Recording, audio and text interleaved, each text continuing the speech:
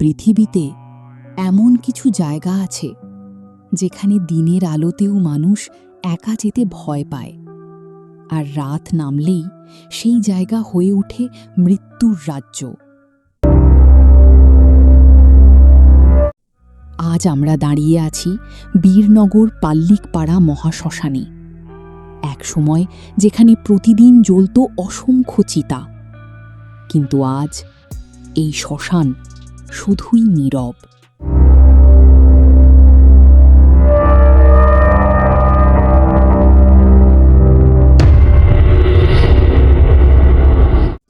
লোকজন বলে আগে এই শ্মশানের আগুন কখনো পুরো নিভত না, দিন রাত মৃতদেহ আসত, চারদিকে শুধু কান্না আর হরিবোল ধ্বনি।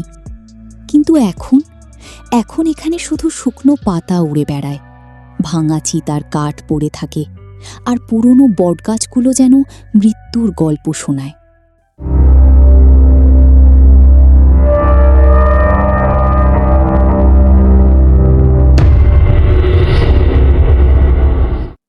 রাত বাড়ার সাথে সাথে এই জায়গাটা বদলে যেতে থাকে।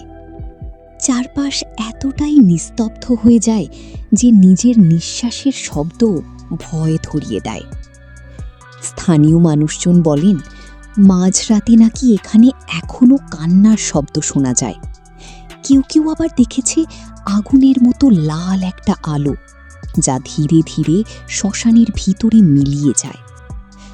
সবচেয়ে ভয়ঙ্কর কথা হলো, এই শ্মশানের পাশ দিয়ে যারা একা হেঁটে গেছে তাদের অনেকেই নাকি অনুভব করেছে কেউ একজন তাদের পিছন পিছন হাঁটছে।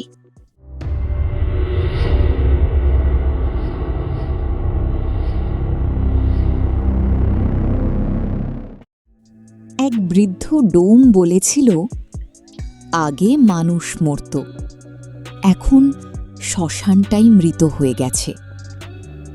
কথাটা শুনতে সাধারণ লাগলেও এর ভিতরে লুকিয়ে আছে ভয়ঙ্কর সত্যি। কারণ একসময় এই জায়গা ছিল মানুষের শেষ ঠিকানা, আর আজ সেই জায়গাটাই একা পড়ে আছে। অনেকেই বিশ্বাস করেন যে আত্মাগুলোর শেষ বিদায় এখানে হয়েছিল, তারা নাকি এখনও এই মহাশ্মশান ছেড়ে যেতে পারেনি। তাই গভীর রাতে কখনো কখনো ভেসে আসে হরিবোল, হরিবোল। যদিও চারপাশে তখন কোনো মানুষ থাকে না। ভাবুন তো, যে জায়গায় একসময় আগুনের আলোয় রাত কেটে যেত, আজ সেখানে শুধু অন্ধকার।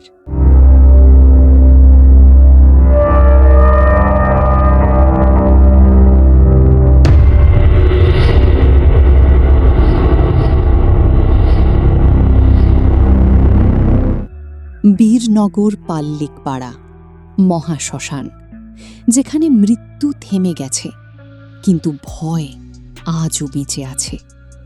ভিডিওটি আপনাদের যদি ভালো লাগে তাহলে অবশ্যই চ্যানেলটিকে সাবস্ক্রাইব করবেন এবং ভিডিওটি আরও দুজনকে শেয়ার করে দেবেন, যাতে বীরনগরের এই ভয়ঙ্কর শ্মশানটির সম্পর্কে মানুষ জানতে পারে। ধন্যবাদ।